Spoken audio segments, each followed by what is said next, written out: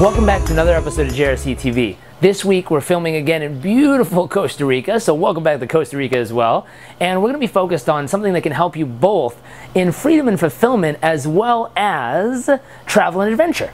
And what we're going to be focused on is, what do you do when all hell breaks loose? Shit hits the fan. When things don't turn out the way you want them to, how do you handle those situations? Because inevitably, no matter what you're working on in life, whether it's losing weight, whether it's making money, whether it's growing a beautiful family, growing in an industry or a business, whatever it is you're focused on, inevitably there will be a moment in time when things don't work out the way you plan. Whether it's the finance not coming through, the meeting not going as well as you wanted, the sale not coming through, the sale falling through.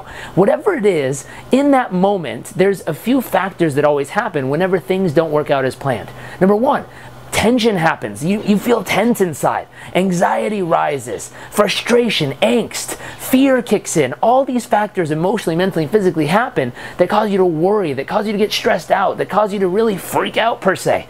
And in those moments, we tend to lose track of where we were headed in the first place. So I want to give you 3 simple tips that can help you get laser focused on where you were there for in the first place, help you get that momentum back, and really make the progress that you're after.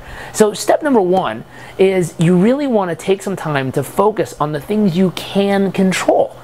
And no matter what is going on in your world, there's always a handful of factors you can control. You can control how you feel, your state of being, you control your sleep, you can control the intake or nutrition you have. Focus on the elements you can control to really put yourself back in balance, and then your team, and then your environment. That's the first step. Second step, take some time to step out of the equation and remind yourself what brought you there in the first place. What was the main outcome or result you were really after? Why did you start it in the first place? Why were you taking time and effort and energy and pouring your life into what you were doing? What was the main reason that brought you there in the first place? A lot of times when we get caught up trying to put out the fires and fix all the things going wrong, we forget why we even started. So many times you have to step out and remind yourself what brought you there in the first place. And once you get that, bam, it reignites that passion, that fuel, that excitement, as well as giving you some time to really laser in on where you're headed and what needs to happen. And finally, step number 3. You need to get resourceful and activate your resources. Now, how do you do this? It's simple.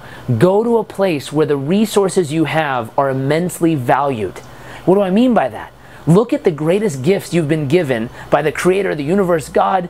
Look at the gifts you've been given, whether it's humor or listening or love, whether it's immense financial knowledge or business expertise.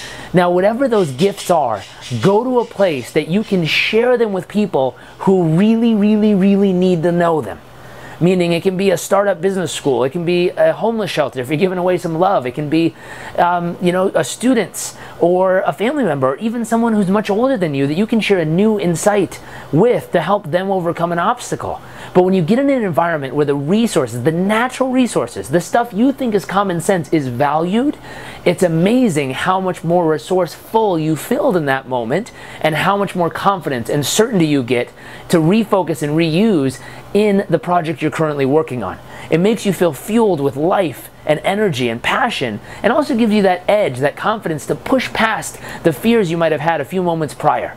So those are my 3 simple tips. Number 1, focus on what you can control. Number 2, really truly step out and refocus and re-laser in on the real reason you were there, the real outcome you were originally headed towards. And number 3, go to a place that allows you to become resourceful and remind yourself of what you're really capable of, and use those tools to get your momentum back.